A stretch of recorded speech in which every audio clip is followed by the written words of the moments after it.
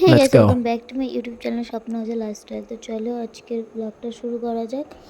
আর এদিকে দেখো আমি সকালবেলা উঠে রান্না করতে বসিয়ে দিয়েছি। আর সত্যি বলতে এখন মন মেজাজ ভালো নেই। আমাদের বাড়ির ওপর দিয়ে কী যাচ্ছে কে জানে। কখনো কাঁঠাল গাছ জলজ্যান্ত মারা যাচ্ছে, কখনো তোমাদের দাদাভাইয়ের শরীর খারাপ। তারপরে তোমরা দেখলে রিপোর্ট করতে আমরা গেছিলাম আগের ব্লগে। এখন আজকে আবার আমার শাশুড়ি মায়ের প্রচণ্ড শরীর খারাপ, তো আমাদের দিশানেরও একটু শরীরটা খারাপ। আমারও কালকে একটু জ্বর ছিল, বলতে পারো বাড়ি শুদ্ধ সবারই শরীর খারাপ যাচ্ছে। তা কী করবো, আমি সকাল সকাল রান্না বসিয়ে দিয়েছি। এখানে চলো তার সবজিটা কেটে নিই, তারপর রান্না। তাই এদিকে আমি রান্নাটা বসিয়ে দিয়েছি।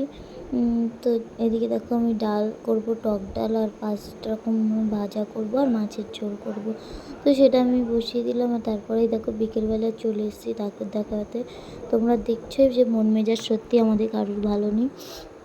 এখানে আমি দাঁড়িয়ে রয়েছি, বসে রয়েছি। এখানে দিশানের পিমনিও চলে এসেছে, যেহেতু ঠাম্মির খুব শরীরটা খারাপ।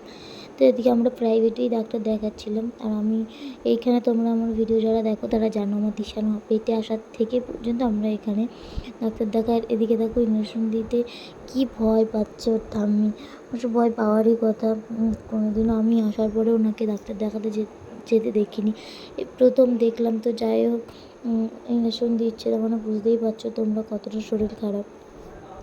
আর ওই যে তোমাদের বললাম না, আমাদের জলজ্যান্ত কাঁঠাল গাছটা মারা গেছে।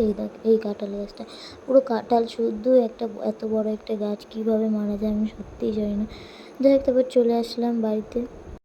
তারপর ঘরে চললাম। ঘরে এসে দেখি 6টা সুপারি গাছ কেটে দিয়েছে। বলছি না, আমাদের পরিস্থিতিটা এত খারাপ যাচ্ছে কেন বুঝতে পারছি না।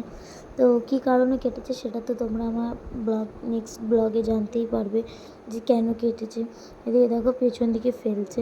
আর এই গাছ কাটতে কাটতেও না দিশানের দাদানের মানে গাছ যে কাটছিলো সে গাছটা আনতে বলেছিলো, আর দিশানের দাদানের পাও কতটা কেটে গেছে। বলছি না বাড়ি শুধু সবার শরীর খারাপ। এদিকে দেখো ঘরের মধ্যে একটা ঘাস ফড়িং এসে বসে রয়েছে।